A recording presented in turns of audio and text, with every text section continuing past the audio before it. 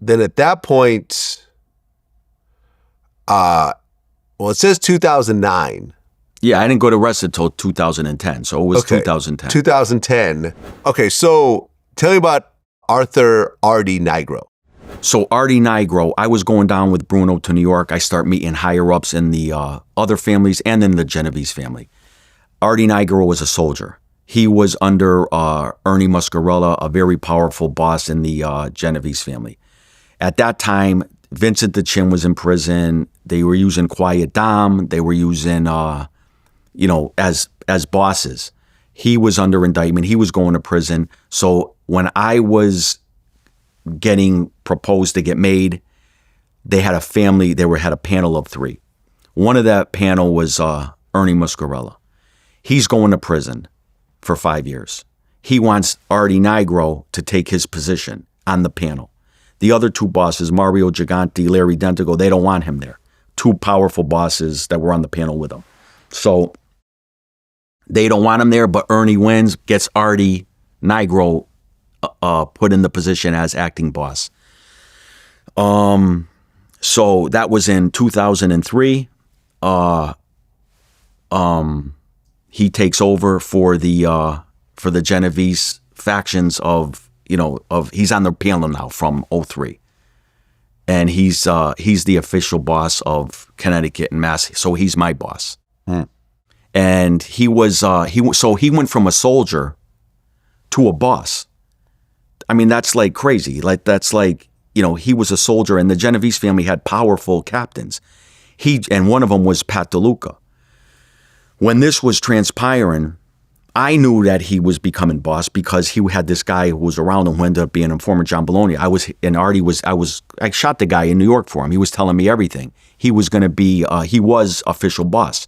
Nobody else knew that. So he went from soldier to boss. He had to tell it to Pat DeLuca that he was actually now boss, and Pat was a captain, that he reports to him now. But they were close. He wanted him to tell him, in a nice way where there's no disrespect because they were close.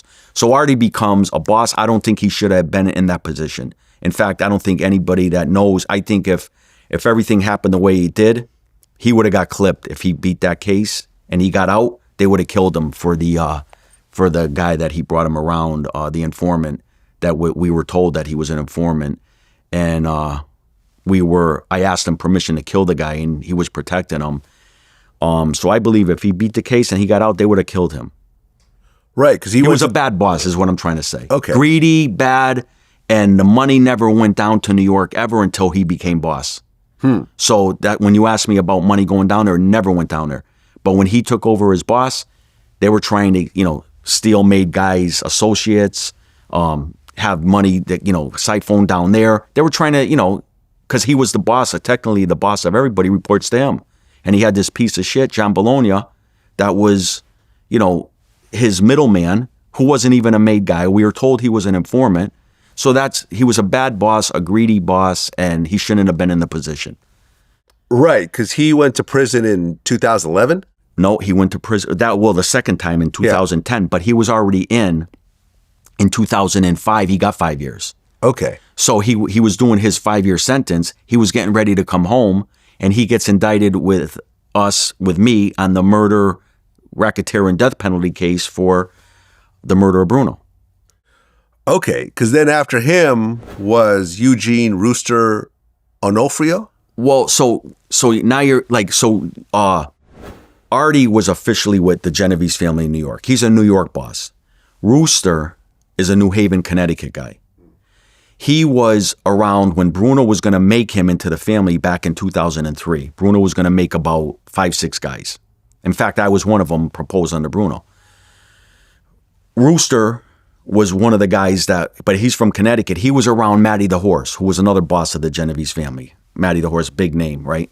So he was in prison with him. Matty wanted to put him with us because he's from Connecticut, and Bruno was going to make him. Bruno gets killed and Rooster runs away, and that's it. Rooster doesn't get made.